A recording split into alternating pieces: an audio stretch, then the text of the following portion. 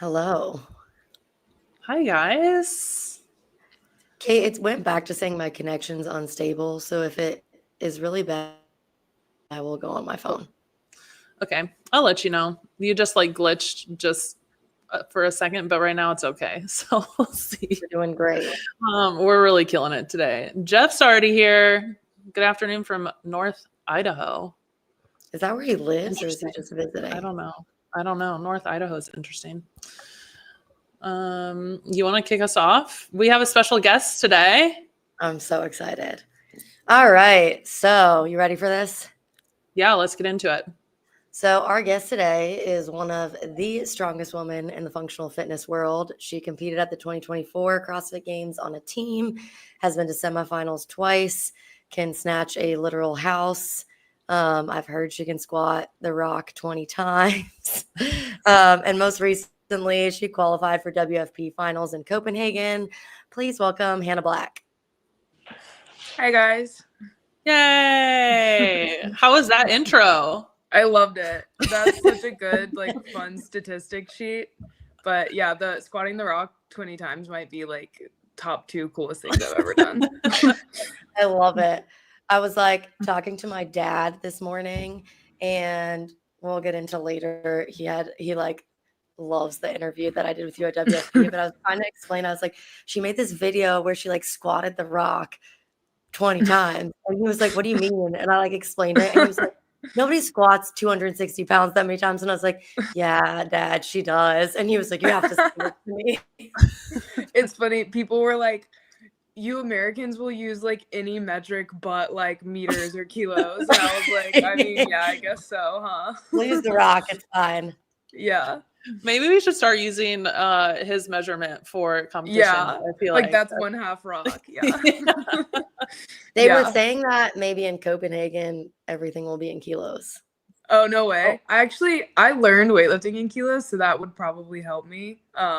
I usually only make crazy jumps in pounds because to me, I'm like, oh, it's 10 pounds. It's not that much, but yeah.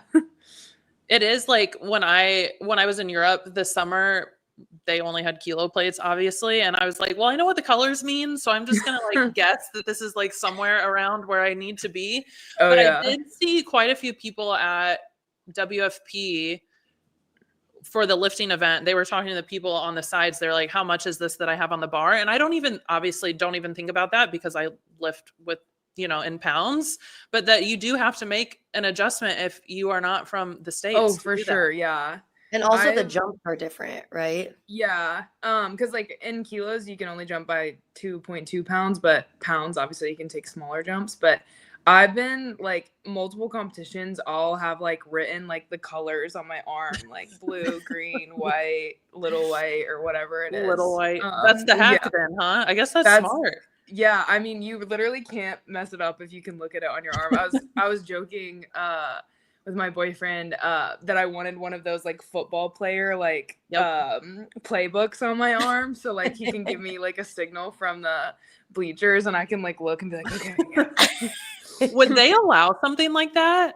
I don't know. I mean, we had a pretty confusing Wadapalooza workout last year on 3-girl team. Mm-hmm. It was rope climbs, box jumps, and power cleans. Yep. And you could game it so that I did a ton of the power cleans, and then my teammate did a lot of the rope climbs, and then my other teammate subbed in where she needed to be. But it was so confusing that I literally wrote it was 10 rounds, so I wrote every round on my arm what I was supposed to do, how many rope climbs, how many box jumps, how many cleans, and it looked like a tattoo. It was crazy. So many people fumbled that workout because of transition. Right. So. Yeah. And honestly, it went really well for us because I followed the plan. We all had it written on our arm. We all knew exactly what we were doing, and it works. Went well. So yeah. Controlling the chaos, I guess, when you can.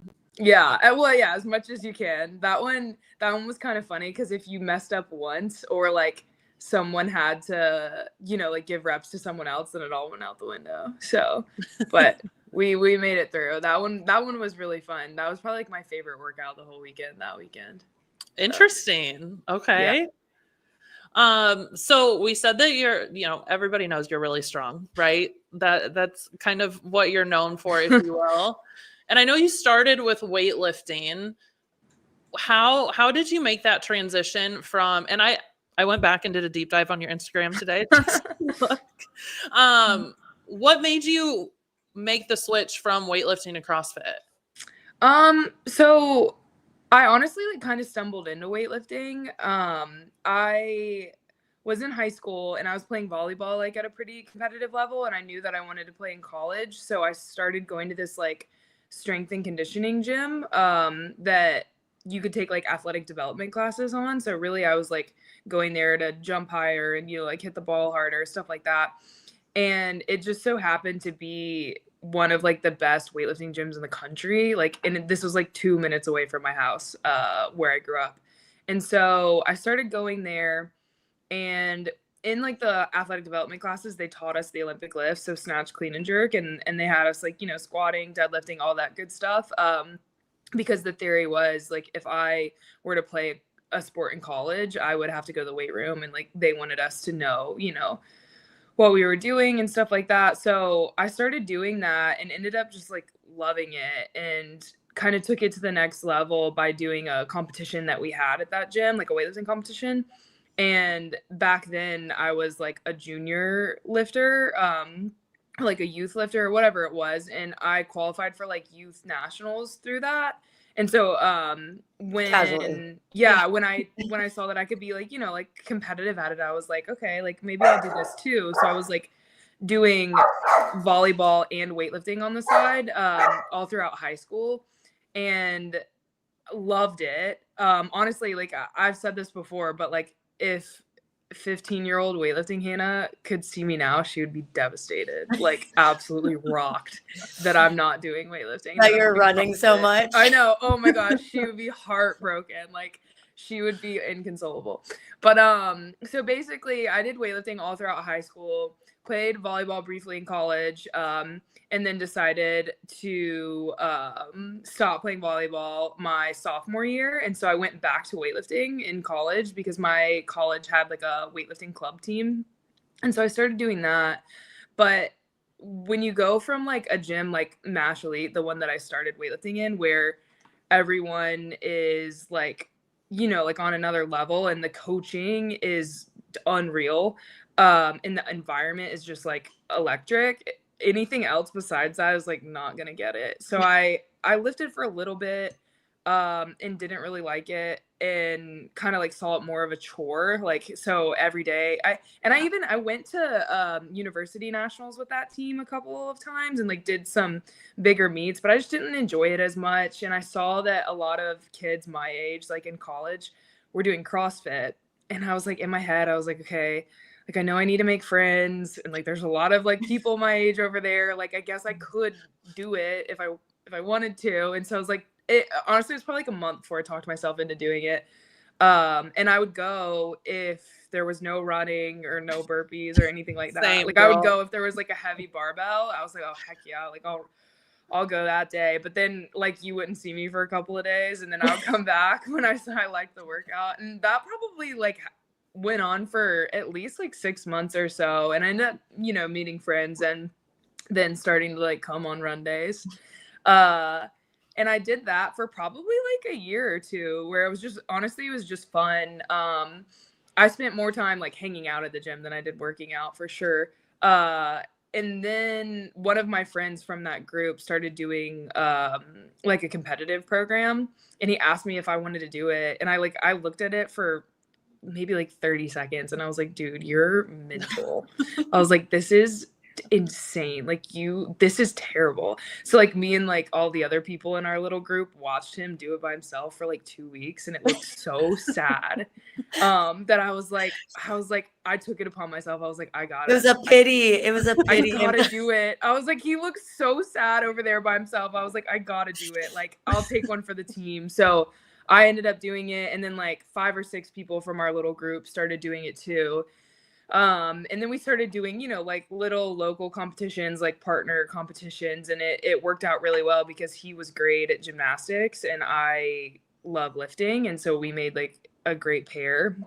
And so that was a great way to kind of like get my feet wet in like the competition world. And so we did a lot of like just little local competitions. And then I think 2021 I went to Wadapalooza for the first time, and it was like on an intermediate team, like, you know, just like absolutely starstruck about like the people around me and like the level of competition. And I think from there I kind of like decided in my head, like, I know I'm so far off of these people, but I want to try to like do whatever I can to get like to work my way up to that level. And then ever since then, I, you know, have been like foot on the gas, like doing anything and everything that I could. I got like a one-on-one coach. I, you know, started training more, and then yeah, so that's that. You know what's funny? Like I think we both forget that you guys are like just girls, you know, just like all of us. And when I was Truly. doing a deep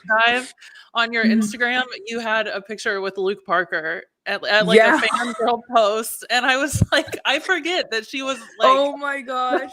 I watched Bachelorette, obviously, and like Bachelor or whatever. And my friend was like, I bet he's gonna be at your competition at Wadapalooza. I was like, no way, no way. Is this 2020? Or 2021, I think, or 2020, maybe. which seems like yesterday. Like this was not that long ago. It was like the week before COVID shut down. Yes. Because I was there and I was with a bunch of friends, and I was like, "That's Luke Parker." And I was like, and he like turned around, and everyone was like, "What are you talking about?" I like couldn't believe it. Also, I had the best caption ever in the whole entire world, because my name's Hannah Black, her name's Hannah Brown. Yeah. And I literally went up to him, and this is in the warm-up area, so I don't think he was like expecting anyone to fangirl in the warm-up area. He's like about to go on like the floor to work out. And I like busted through, and I was like, "Oh my gosh, I'm your biggest fan. Please let me take a picture with you." And he's like, oh, "Okay, yeah." And I was like, but funny enough, my name's Hannah too, and it's actually Hannah Black, not Hannah Brown. And so my caption was Luke P meets Hannah B, take two.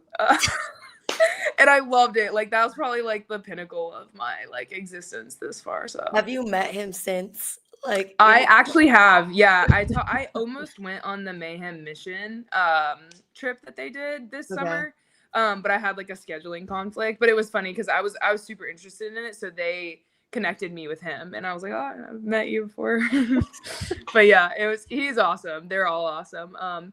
But it was really cool to meet him in person there, and then, you know, like bump into him again, because I don't remember, he might have been at Mayhem for the Mayhem Classic when I was there, but I definitely talked to him about Mayhem missions and stuff like that. Came full circle eventually. I know, right? Was there like when you went to Wadapalooza and you were like, okay, I want to be, you know, competitive, I want to be with the big dogs, was there a moment where you're like, I'm gonna have to run so much? Like, what was that like? Honestly though, like at that point I had so many other holes that like, yeah, I had to run, but I had to do so many other things too. I was like, I had to burpee, I had to strict handstand push up, I had to gymnastics came so hard to me. Like weightlifting just makes sense in my brain, like from a physics perspective, from like a how you move your body from point A to point B perspective. Like it just all clicks for me. And I'm not saying like I was perfect from the start, it definitely wasn't. And I had to work on it, but it made sense. Like, and I could almost like tell you like what mistake I made after I made it. Whereas like gymnastics, I could not put it together. Like I'm the type of person that I have no rhythm. Like I don't even clap at church. I like pretend clap so that if mine are off, no one else can hear, because it's just like I can't hold rhythm for anything. I can't dance. I can't like nothing that involves like a rhythmic like repetition is for me. And so gymnastics is that, and it has been, good Lord, such an uphill battle for that. And so honestly, like when I decided I wanted to be competitive, I probably didn't even like touch real running for a couple years, because I was still working on like all the gymnastic stuff. And I think it was probably like a year of me training like specifically for CrossFit before I even got my first like ring muscle up. So it came so slow, like painfully slow, because it would annoy me so bad because boys have so like such upper body pulling strength that like a new guy would walk into the gym and he'd be like, oh, I want to try this CrossFit thing. And then a week later he'd be doing ring muscle ups and I would be in the corner like fuming. And I'd be like, why do you get to do it? Like, that's crazy. But it's like I weigh 100 and like, 75, 180 pounds, give or take. And that is a lot of weight to pull. So I had to do strict pull-ups forever. I think I hung a pull-up bar in my bathroom door in college, and every time I walked by it, I did 3 pull-ups, and I did that for probably like 2 years. So holy cow. I love that. yeah. You see this comment? It said God gives some people rhythm jeans and other people cap shoulder jeans. The shoulders, though. Yeah. Hey, it's the gymnastics, man. This is finally getting rhythm. Yeah. Hey, we It's can't so have funny. it all. We can't It's have it funny all. you say that. Like, I'm not elite by any means, but I am the exact opposite. Like, I love gymnastics. Oh and yeah. Kate is like weightlifting. Like you, I she am loves you weightlifting. for sure. Yes. Struggle bus with the gymnastics. And I think like similar build, like you're pretty tall, super jacked. And I'm like, give me pull-ups, muscle-ups all day long. But if you watch me snatch. And I remember like one time someone came into the gym and it was like a high volume pull-up muscle-up workout, which is like burpees and muscle-ups are my 2 favorite movements. And someone was like, oh, like, are you training for like, are you competitive? And I was like, please don't watch me snatch ever. Like, I was like, yeah, sure. Until you see me snatch like 95 pounds and I'm dying. So before we dive into like a little bit more competitive stuff, you have a master's in biomechanics. Sorry.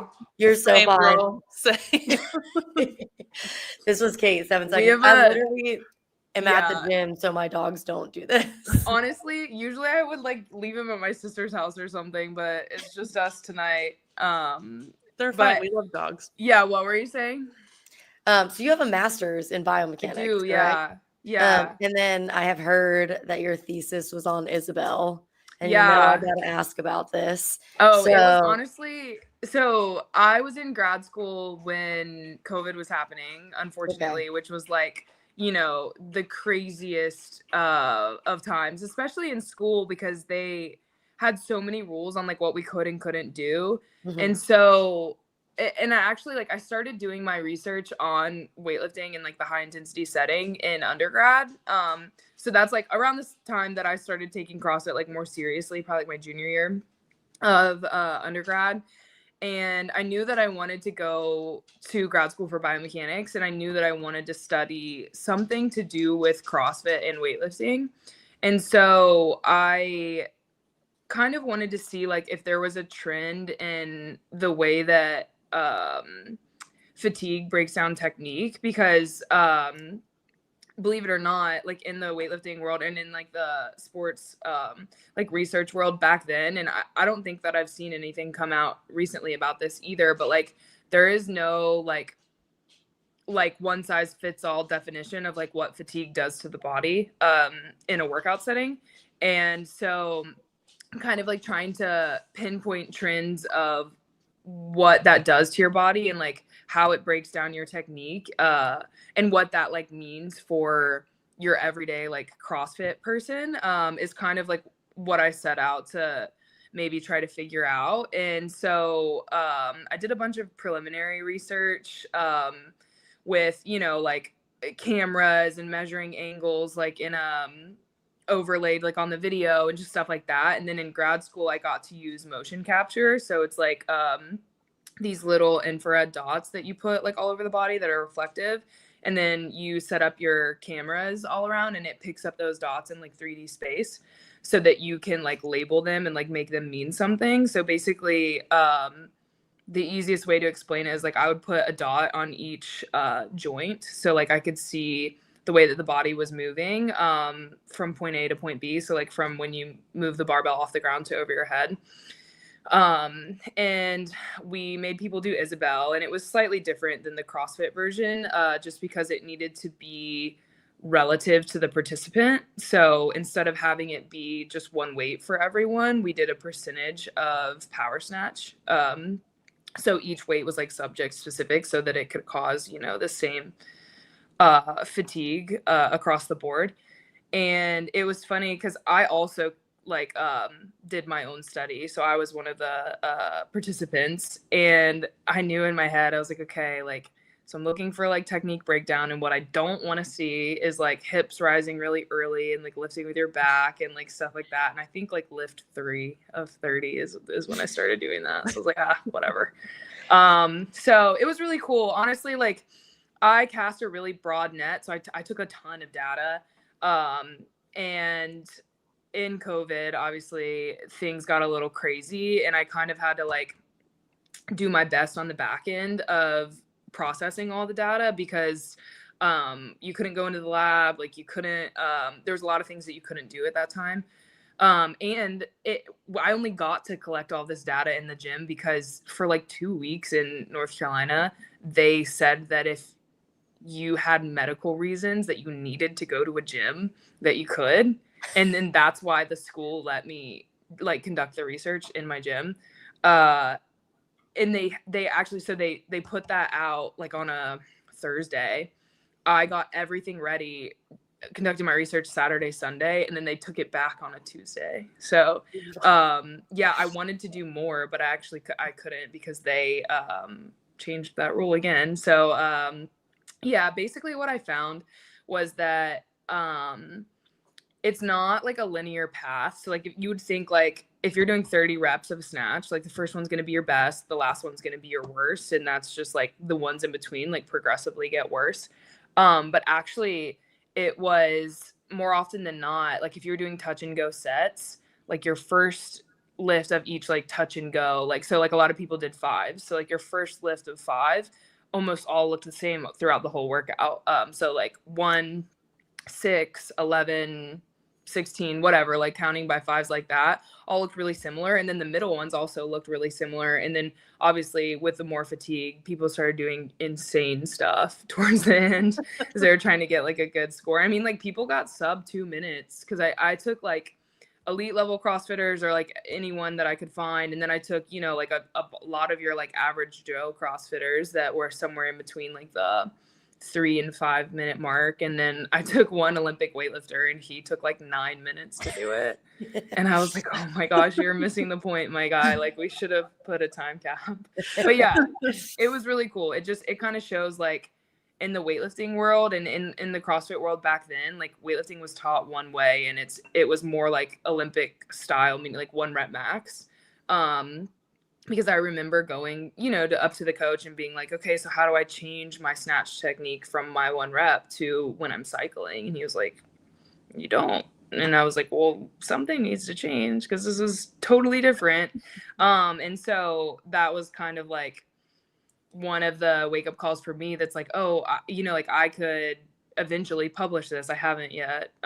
Don't have that much time on my hands, but I could eventually publish this and like we could get it out that, you know, like cycling is the biomechanics of cycling a barbell are much different than a 1 rep max. And then on top of that, what works for me, someone who has like, you know, like 5 foot long femurs is not going to work with someone who has really short femurs. And that's also going to be even different from someone who has normal femurs. It's like everyone is much different approach. And I think too many times we're like do it this way or everything else is wrong. And that was kind of found that like even people who did it like an unorthodox way, like got the bar just as high, did, you know, the same amount of time, got a great score. And it was cool to see. So do you think that would you have still gone to grad school if you weren't into CrossFit or weightlifting? Yeah, for sure. I definitely was super interested in the biomechanics side of things. I honestly, when I first started learning about biomechanics, I thought that I would end up working for an MLB team because Major League Baseball is super into biomechanics. Like I think every single team has their own lab, and it takes like that degree of specificity to get someone who's like already at the top of their game, like, you know, that much better. And baseball like lends itself really easily to biomechanics, the way that you can measure like pitching and hitting and stuff like that. And so I was super, super interested in that. And my brother was in the minor leagues for a while. Like he played baseball in college and then got drafted and was in the minor leagues for like probably 10 years. But when I was in grad school, him and one of his friends who's now in the major leagues, came and pitched in our lab, and we like took a bunch of data on them, and it was the coolest thing in the world. So yeah, I definitely had my heart set on biomechanics. I just thought I probably would be in like a slightly different role than CrossFit. So I'm a doctorate of physical therapy, and like all this stuff is so interesting to me. I nerd out about it too. And I think it's super cool. Like you rarely find athletes of your caliber who have also like done the science education side. Like, do you think that like would sometimes make you overthink things as an athlete? Times a million. Yeah, for sure. Sometimes I'll like look at my programming for the day and I'm like, that by science is not smart. So I'm like, do you tell your coach that? Yeah. I'm like, hey, what's up with this? Like, what are we working with here? But he always has like a pretty good reason. I end up probably doing it, but I will, especially like the exercise physiology side of things, like because in grad school you have to take like a bunch of different courses, and I loved XPhys because it like explains how your body works to do something or to accomplish a goal. And so sometimes I'll think in my head, I'm like, by like science is like, I'm redlined, I'm about to freaking die right now. Like this was not like I either completely like went off strategy and I'm missing the stimulus so hard right now, and I'm like thinking about like the energy systems of the body that are working, and then I'm like, wait, none of this is helping. Like this is actually hurting, so I need to probably stop. So I have tried to stop doing that recently, because like I'll be on, like I was at WFP in Mesa on the bike during the handstand walk like double under workout, and I was thinking like, I wonder what getting my heart rate up so high on this C2 bike is doing to my handstand walk pirouettes, because I was like, I'm worried about the last couple and I don't know what my heart's doing. Like yeah, I've gotten a lot better at it, but I still will do it every now and then. And also like biomechanics don't always translate correctly to like performance. in real life there's always going to be like a gray area, and there's not like an explanation for everything, but I will say like having like a deeper understanding helps and hurts at the same time. Yeah, I remember when I was in PT school and I was like starting to coach CrossFit, you learn in biomechanics that a front squat taxes your posterior chain more, because by biomechanics, that's how it is. And I'm like, right, like if you've ever front squatted, that's like not what yeah. happens. Like it's definitely quads, but it's like some of that, it's like until you do it, it's not exactly it's the not same. yeah, it doesn't transfer over like quite as much. Yeah, I agree with that for sure. I think like there's a level of understanding that you need like by actually doing it, which why I think is cool, because like eventually when I am done with CrossFit and I want to get back to biomechanics and applying that, my dream job is to like have my own gym and put out my own research and kind of bridge the gap between like science, like being up in like a lab and like not ever doing the actual thing, and like doing the actual thing. So I mean, like, obviously I'm going to do CrossFit for as long as I can, as hard as I can. But then as soon as I, decide to hang it up, I'm really excited to start like doing research and, like basically not necessarily like disproving things, but I think the scientific world, especially when it first started, like absolutely ragged on CrossFit, saying it was like the worst thing ever, and like it's just not smart to train that way. And like I remember when I was doing my research, there was almost nothing out there about CrossFit that was like a positive light. Like it was a lot of the things were like injury statistics and like how many times people get hurt in CrossFit compared to like other things. And the more that I dug, actually, the more that I found you get hurt much more in like team sports and like contact sports, obviously. You get hurt more in running than you do in CrossFit. And it's like I think I want to say even in like high school football practice, there were more injuries than there were in like in CrossFit.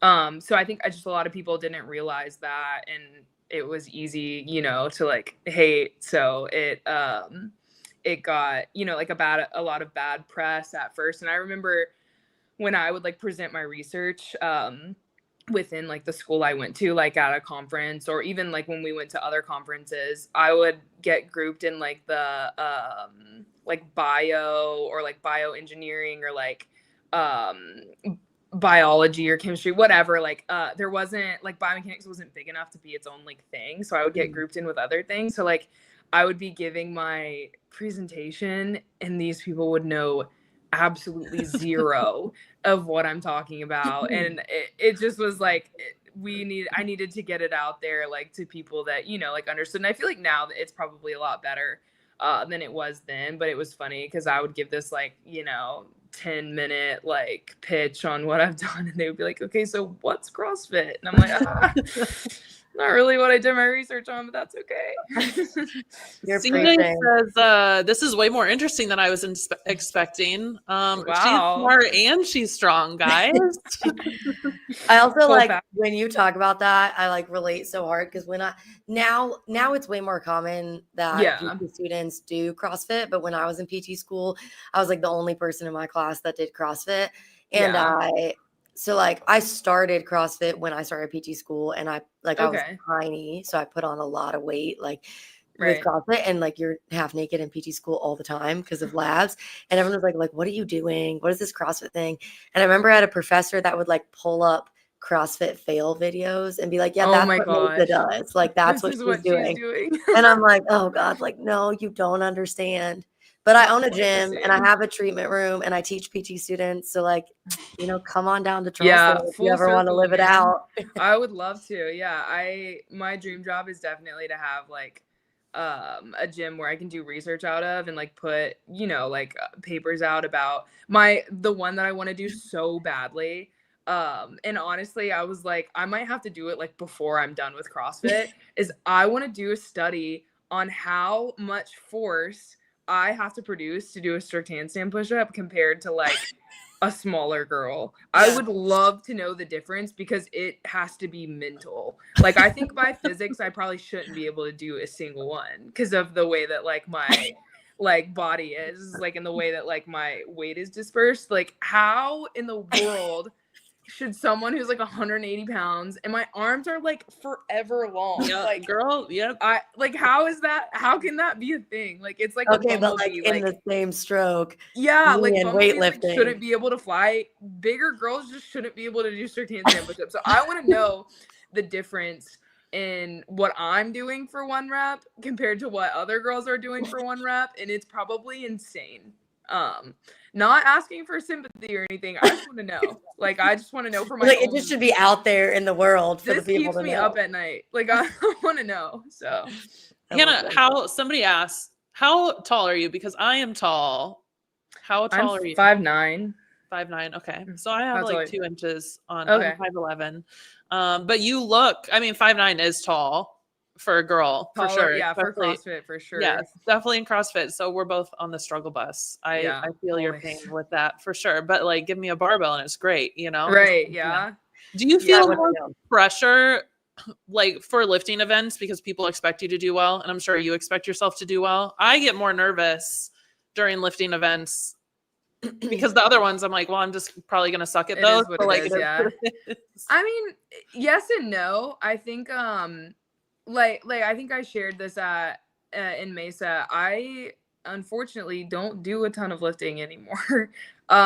So the cool thing about CrossFit, the super cool thing is that when you get to a certain level, you just do what you're not good at all day long, every day.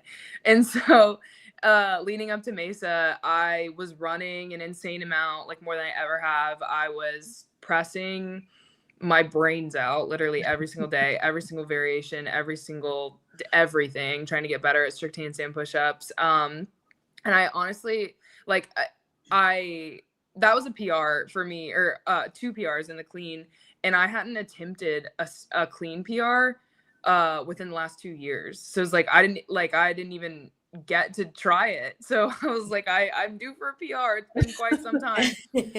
But I think with that, I will say not lifting a ton. And then I think I probably cleaned heavy 3 times leading up to Mesa. And the first couple of times I was like, wow, this does not feel great. Like I I don't know what's going to happen in this clean. And that did make me nervous for it, because I don't necessarily have to hit a home run in every single weightlifting event, but I definitely, like, anything less than top 5 in my brain is like not acceptable.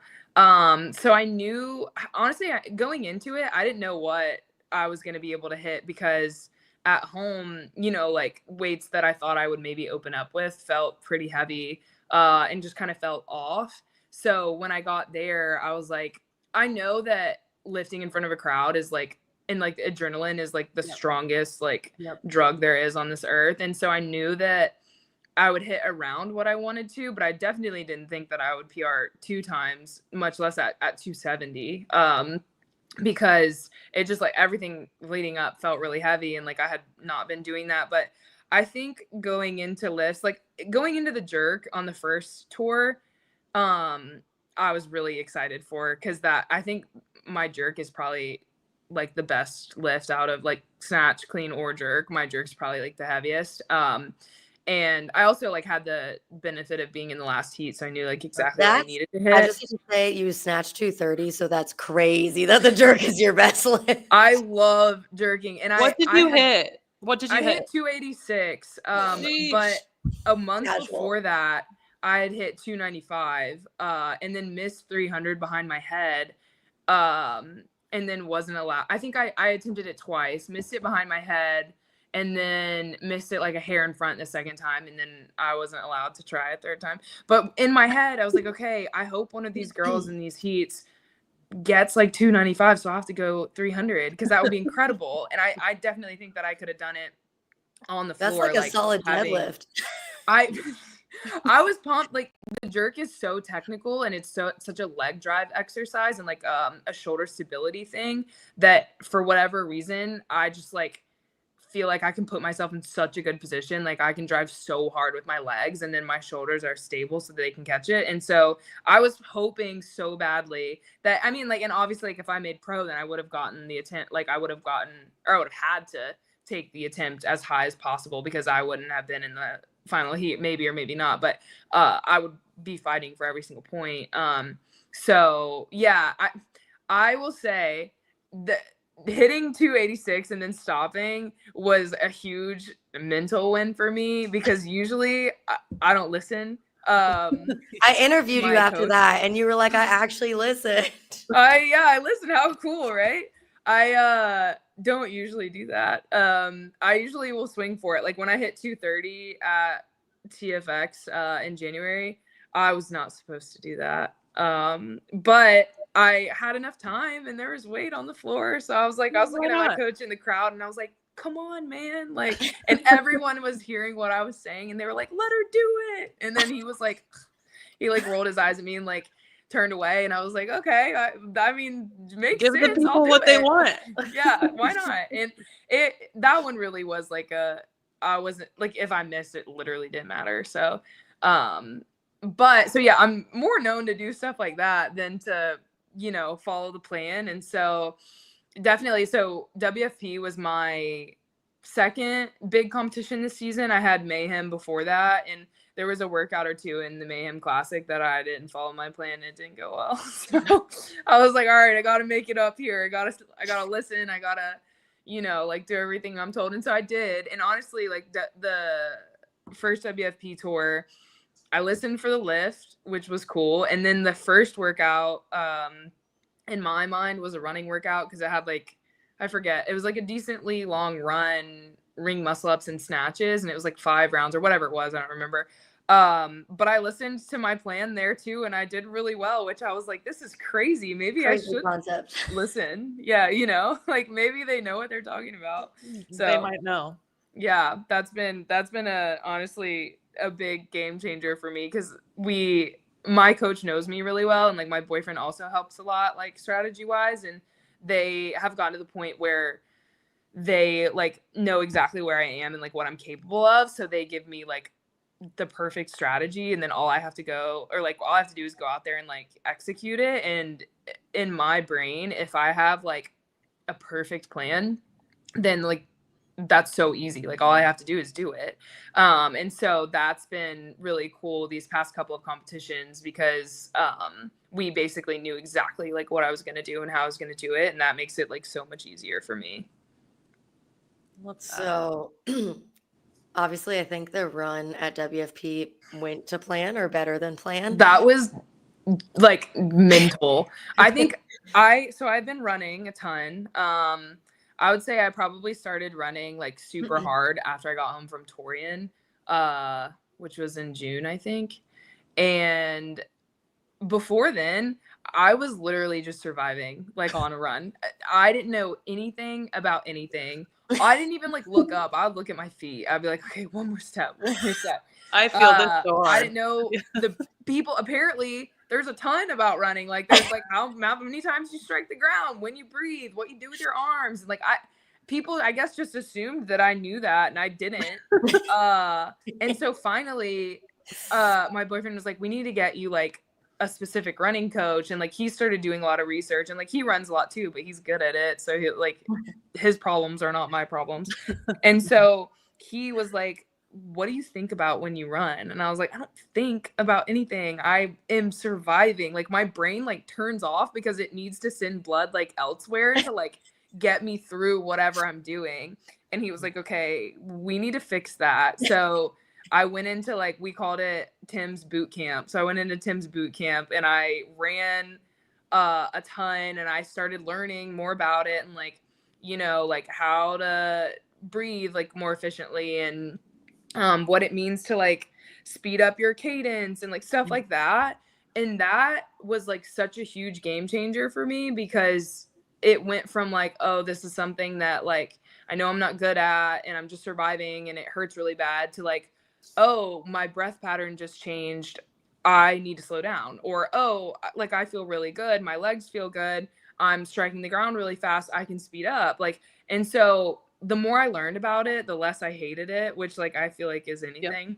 But I will say, so I went on this running program and I didn't run a full like all out mile. Like I still haven't done that. Like I did a mile for this little competition that I competed in Austin. But it wasn't like all out. And I basically was just like keeping the girl that I needed to be in my sight. And then ended up like, you know, doing pretty well, but I hadn't done an all out mile. So I ran a 6:37 at that competition. And then at WFP, I ran a 6:35 and then like a 6:36 or something. So it was like, technically I got 2 mile PRs back to back and I held that for 2 miles. Jeez. So I was like, I PR'd my 1 mile by a couple of seconds. Although I think if I like ran it all out, I probably would be a little bit faster than that. But then I held it for another mile. So it was amazing. Like, I was technically, that is still my PR. So I was like, I could not believe it. I was like, I stopped and I like, even though it wasn't necessarily like that good on the leaderboard, I like could not stop smiling for like 6 hours. I literally was like the biggest smile on my face. I was like telling anyone that would listen to me that I like PR'd my mile twice and then just like kept running. And I remember I told Fikowski was standing on the sidewalk when I was walking back. He was like, how'd the run go? And I was like, well, I PR'd my mile. And he was like, oh, did you hold it? And he was like alarmed. And I was like, no, it was great. It was great. Like, so a couple things. Probably not a great idea, but hey, it worked. It went well. It's crazy that you ran, 6 something miles and that's still like a mid pack. It's crazy how fast people are. Insane. So I like interviewed you at check-in and you talked about like how you were excited to show off your running. Yeah. And I saw you cross and I was actually like, I heard you say that to Brent and I was like, that's crazy. She PR'd her mile, but I didn't hear you say how the second one went. So I was like, you were like having a moment and so then I like, was like, okay, I want to get an interview after this, but I'll let you have your moment. So I like jogged back down to the start line and I was like, can I get an interview? And you were like, hell yeah, I'm so hyped right now. And Cloud nine. I was so telling anyone who would listen. I was like, oh, you on the sidewalk right there? Yep. Ran a mile really quick, then did it again. So I was like, this is the comment I was saying earlier. I was talking to my dad this morning and I was like, we have this really cool guest on the podcast. It's Hannah Black. And he was like, wait, you interviewed her after she ran. And he was like, that was my favorite interview. And Oh, it was so cute. And I was like, yeah, she's so cool.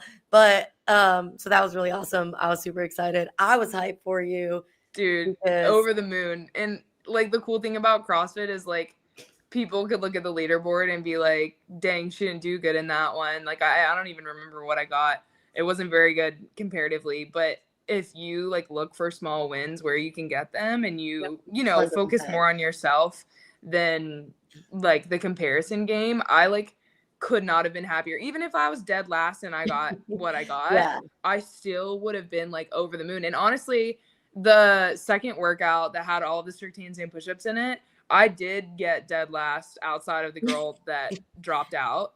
And I still was over the moon about it because I did 74 strict handstand push-ups. That was a That's wild volume. mental for starters, doing 100 in a workout.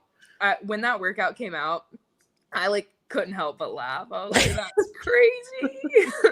I was like, I've been getting so much better at my strict handstand push-ups. And then they go and throw 100 in a workout with other things that I'm not that good at, which is high volume squatting and burpee box jumps. So I was like, you know what? I'm going to take this L so hard on Friday night, and then I'm going to bounce back on Saturday. And that's what happened. So you did. Can we talk about how good you looked on the run, though? I saw that picture that you posted, and I was like, Baywatch. I think I was so dehydrated at that point that there was no water left in my body. I wasn't even sweating anymore. I didn't sweat like the whole like last half mile because it was all gone. Like it was already. You looked amazing. That picture, I was like, wow. I was like, I must have been flexing really hard when I was running. Cause like I don't remember doing that, but I bet I did. It's like, oh, I see a camera, I'm gonna flex really quick and then run by. Yeah, that was crazy. I love it. You looked great. Thank you. So what, like, obviously you made it to Copenhagen, super exciting. What was your like overall opinion of WFP this year? Are you looking forward to finals? It's been incredible, and I think it's cool just because like going into the first tour, I didn't even know if I would qualify. And funny enough, I submitted my score wrong for one of the first qualifiers because we like one of the workouts was 15 like wall walk complexes plus like as many power cleans as you can do in the remaining time, and I accidentally put my score in as just my power cleans, but the score actually was the wall walk complexes plus the power cleans. So I think I put my score in as like 17. I got 17 power cleans, but my score was actually 32. And so when I put a 17 in, everyone beat me, and I was like, what the heck is going on? I was like, I know I'm not good at cleans. I was like, I know I'm not that good at like these wall walk complexes, but are these girls like ripping the barbell? Because people were getting, you know, like 30, like 25 to 30-ish reps in that workout. And I think people probably got into maybe some 40s. So I was like, how in the world did someone power clean 40 times? Because the window of time was not very long. And so this is crazy and probably too much information. And I'm sure if my family is watching this, they're going to say I overshared.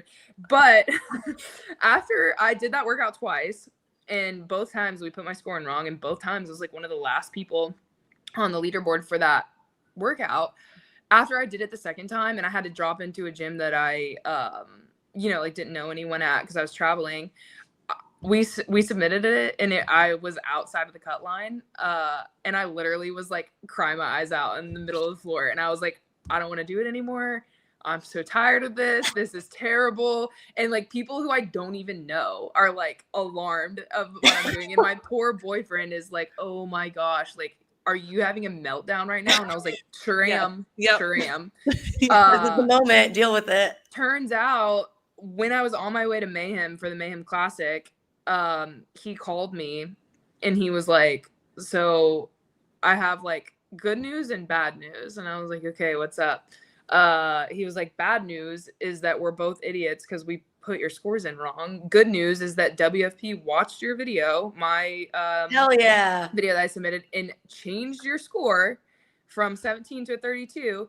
And now you're well within the cut line. I think I I don't remember what I qualified as, but I wasn't the last person. Like there's a few other people below me. He was like, so you qualified for the first stop as a challenger. And I was like, that's crazy. Cause I was like, I did not plan that someone in the like review process was like, there's What no is way this girl Hannah doing? Black Yeah. didn't do that many cleans. And they're like, let's watch this. Can she not count? I guess not. But yeah, so it was like a roller coaster of emotions because I was like so stressed because I was doing a lot of qualifiers at that time. Like I was doing just a few. yeah. All of them. Oh my gosh, it was crazy because I did all of the qualifiers for the in-person TFX competition in January, which that was 2 weeks. There were 6 workouts. It was a lot. And then I did the qualifiers for Torian. And then we were doing the open, and the open counted towards Torian. So I was redoing the open like at least twice. And then we were doing WFP, and that was like WFP just happened to be the last one. And I told him, I was like, if I do another qualifier, I'm gonna like walk out in the middle of traffic. Like I don't want to do it anymore. I hate doing qualifiers. And so when that happened, I was like, that's hilarious because I almost quit CrossFit over that. But look, so now you're going to Copenhagen. It was a total God thing too, because I was like, okay, well, if I qualified, I want to go see what it's about because the information didn't come up fast enough this year for me to like base my whole season off of WFP. But what I had in mind, I was like, okay, like if I go and I like it and I know exactly, you know, like what's expected of me for next year, then maybe I will plan like, off the WFP season. So I was like, I'll go and see what it's about because I'm not going to make that decision unless I go. And so I went to Indianapolis, and it started off a little rocky because when they released the workouts and I found out that we had lighter weights for everything, I was pissed. I was so upset. Didn't your boyfriend like comment about yeah, it? oh yeah, I remember. All my friends did too. Yeah, no, that made me really upset just because for me, and maybe this will like change, and like honestly I did really well for myself in Indianapolis with lighter weights, so maybe this isn't the way to think, but in my brain, if there's ever a instance where there could be heavier weights in a competition, I'm always going to pick that. And I'm always going to think that's better for me as an athlete. Also, I see that comment. That's hilarious. That would be insane.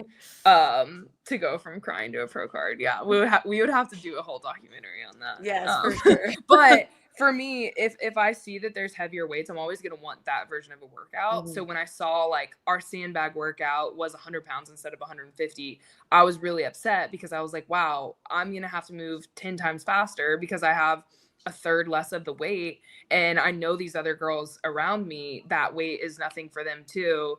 And I don't move as fast as they do. So it was really frustrating for me because I also was like, in what world am I like, you know, like less than RX or like less than pro since I wasn't top 10 in the world in a qualifier? Like that's crazy to me too, because I'm not necessarily a good qualifier athlete because the workouts, the style of workouts that people usually do for qualifiers are not in my wheelhouse. It's like body weight, like grindy, like rep speed workouts, and those are never going to be, you know, like in my, well, they're not in my wheelhouse right now, at least. There you go.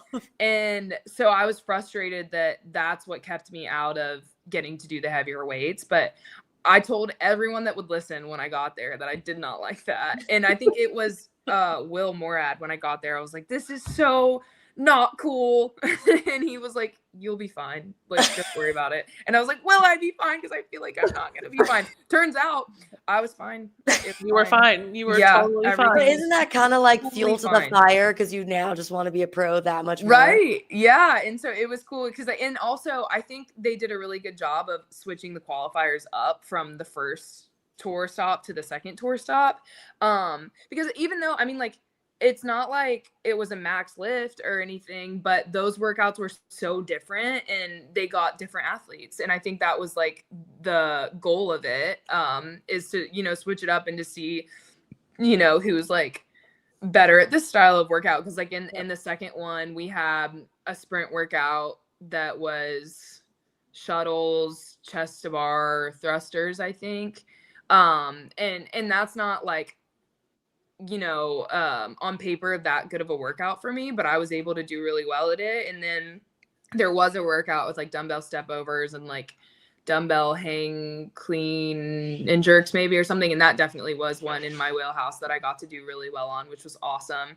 And so making pro for the second tour, I was like obviously even more glad that I went to the first one, because that gave me a shot of even having enough points to try to qualify for the final. So I think it's just such a cool concept that your whole year doesn't come down to one weekend, because in the CrossFit season, your whole year comes down to either semifinals if you're a bubble athlete like I am. Like it all comes down to that weekend. Yep. So can you perform on one weekend, and can you like, are those workouts, like good enough for you to be able to be top 2 with this year, which was it's so hard to be top 2 at anything. You can't do anything wrong. You can't make a mistake. You can't, have a bad workout, or you won't be top 2 because someone else won't have that bad workout. And so the WFP season, like spreading it out across like 2 stops, and then obviously like getting to the final and having double points, it's like it takes the pressure off just a little bit, because even though I didn't make pro the first stop, like I still had an opportunity to make pro the second stop, and that's what ended up happening. And then now going into Copenhagen, I think the last I saw, I'm sitting in 22nd place in points. So if I go to Copenhagen and I do really well, then Pro card. I'm well within striking distance of a pro card, which is crazy because I did go from crying on the floor to possibly having a pro card, which is really cool. I love it. I can't wait to see you get it. That's so exciting. Dreams do happen. Right? Yeah. I know we've been on here a minute, but there is like one question I really wanted to ask you about that's kind of unrelated to this. So like way back when, I don't know, this was months ago, I saw an interview or like a snippet of an interview of you that you were like talking about how there was like a male gym owner who like a male client wasn't listening to you about weightlifting. You know what I'm talking about? Yeah. And the male gym owner like had your back and was like, Anna. And I made a comment on that saying like, that's a good gym owner. And this is like the most liked comment I've ever made in my lifetime. No way. But like, I just like wanted you to tell us a little bit about your experience just being like a woman in a really male dominated strength space and kind of what that's been like. I think, so before I did CrossFit, I was still like in the strength and conditioning like scene and, like in Olympic weightlifting. And I grew up in a gym at Mash Elite where all of the coaches like wouldn't take like anything from the boys. And like, I was the only girl usually like weightlifting and like back there. And if anything was said about me that like, oh, she's just a girl or like, like stuff like that, they would like absolutely like destroy that person. So it's like I grew up, it was incredible. It was such a great way to grow up, just because I mean like I had a ton of like all my friends were boys, but even when like like they would be annoying boys, like the coaches would be like, we do not do that here, that is not how we treat women. And it's like it was cool because like then I grew up like super confident and I was like, I could do anything that the boys could do, and I should have every opportunity that they should have. And I know that that is not the norm, and I hate that it's not, but I feel like it definitely is changing now, but back then it definitely was not. I think so in high school, believe it or not, I got bullied for weightlifting. Like people did not think it was cool. They were like, wow, that's so weird. Like, why is that girl? What a loser. Literally. And also they were like, oh my gosh, like you're going to look like a man. And like, you don't have any friends. And like, that's not like a sport for girls. And like, I remember I was one of the only girls that took like weightlifting because it was weightlifting or dance. And I think there was like 1/3 option that was like PE. And I was like, you're like the best dancer. Like, so no, oh my gosh. I did take dance once so bad. They put me in the back. I was in the corner. I basically was behind the curtain like during the thing. So I was like, whatever. But I was one of the only girls that took weightlifting. And I remember just getting like, the other girls like in my grade would be like, oh my gosh, like that's so weird, what are you doing? Like and it became this like whole big thing. And then when I went to college and I was in like XFiz and like stuff like that, There were more girls there, but definitely it's not 50-50, and I still don't think it's probably 50-50. And so it was like more accepted. And then when I started coaching CrossFit, or just like coaching in general, because I did a lot of personal training, but then I did a lot of group classes too, in college.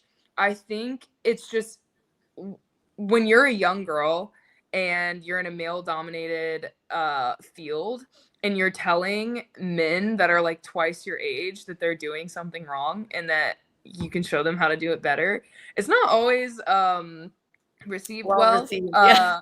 And I think honestly, a lot of those people, and like women too, like a lot of older people go throughout their lives, and like when you get older, like you're usually the boss and like you're telling people what to do. So it's like when roles are reversed and someone who's much younger than you is telling you what to do, some people don't take it very well. Yeah. And so I kind of had to like tread lightly, I guess, in those certain situations. And I think now, like, and I still coach, like I still coach Olympic weightlifting. And when I first got to Austin, I coached at like 2 different gyms, and I would kind of like pick and choose my battles. Cause like one of the things that I always would argue with people on, is where to put the rower damper. And every like dad aged guy would just walk up to the rower, put it 10. all the way to 10. Yep. And wonder Dad aged why guy. I love they that. can't keep up. And I'm like, hey, so funny enough, there's like science behind this, and science says this is wrong. Like you do not need to be doing it that way. And sometimes they would always like argue back with me, and I'm like, all right, next time you get on the rower, let me know. I'll get on one too, and we'll see who gets to like 500 meters, whatever they're doing in class first. And I don't think no one ever beat me at 10, because like you can't keep doing that for that long. Like that's insane.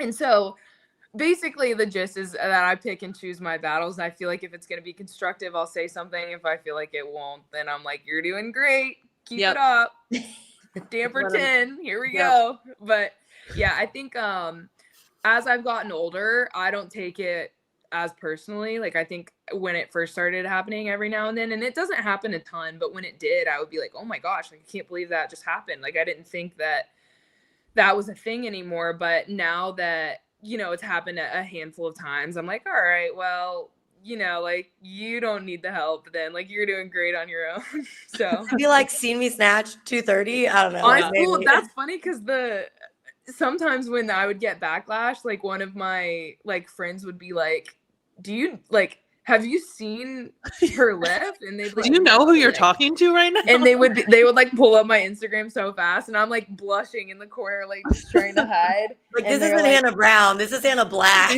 Yeah, I'm the other Hannah. Yeah, it's for sure.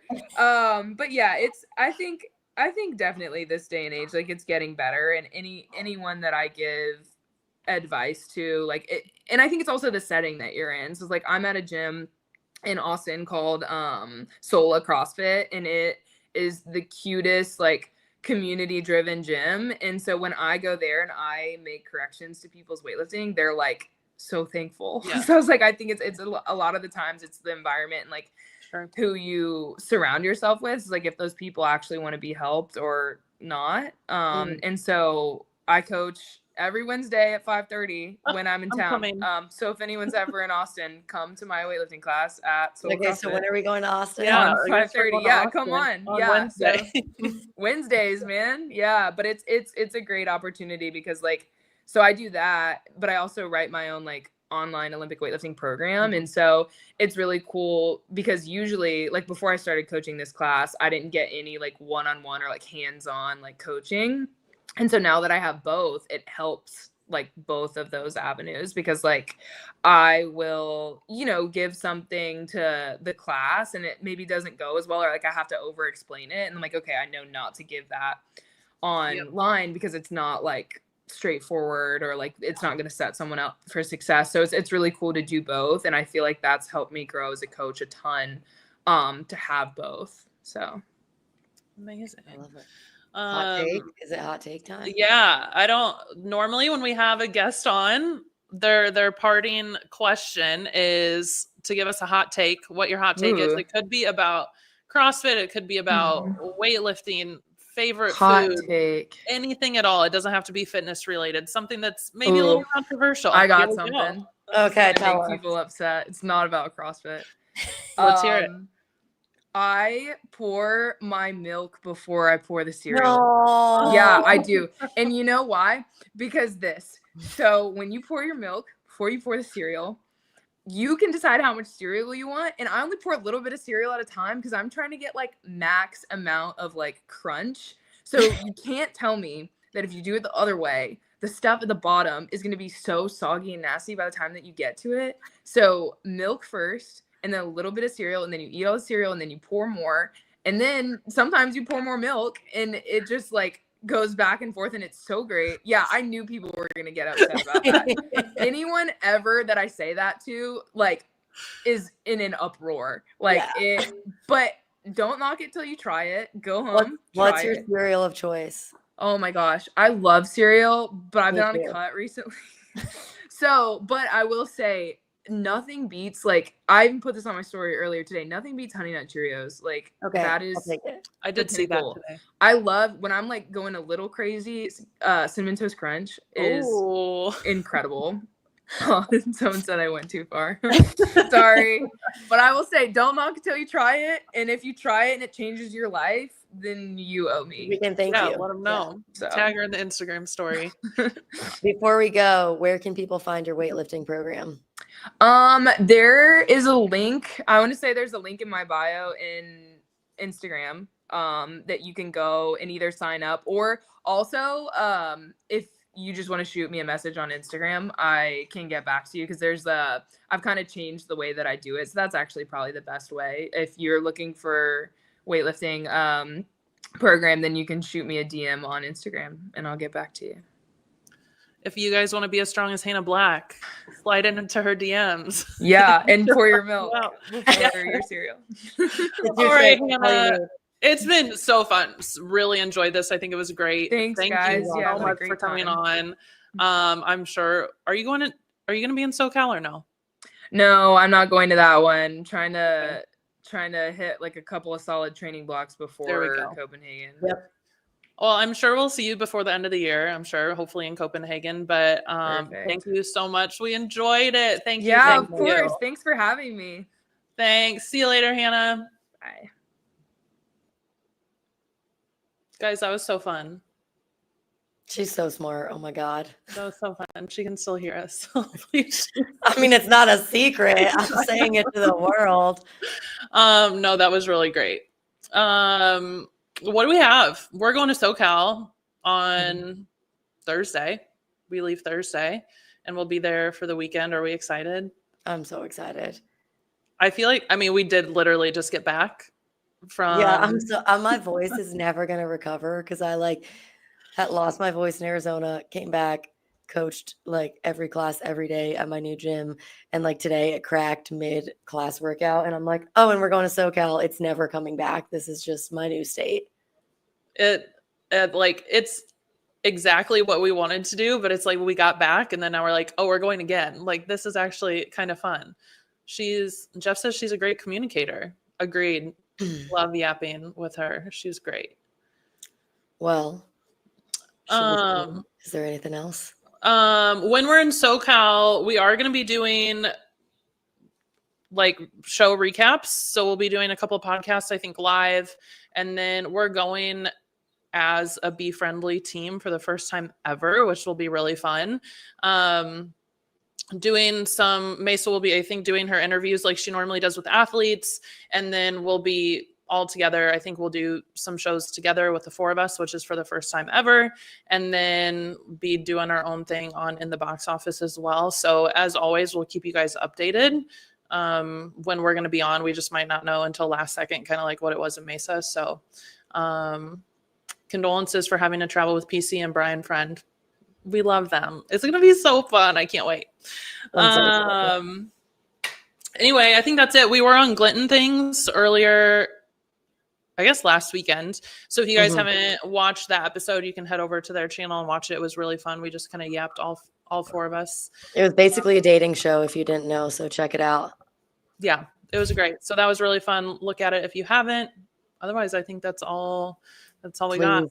Please go follow us on Instagram at In the Box Office, like, subscribe, and we will see you in SoCal next week. Bye, guys. Thank you.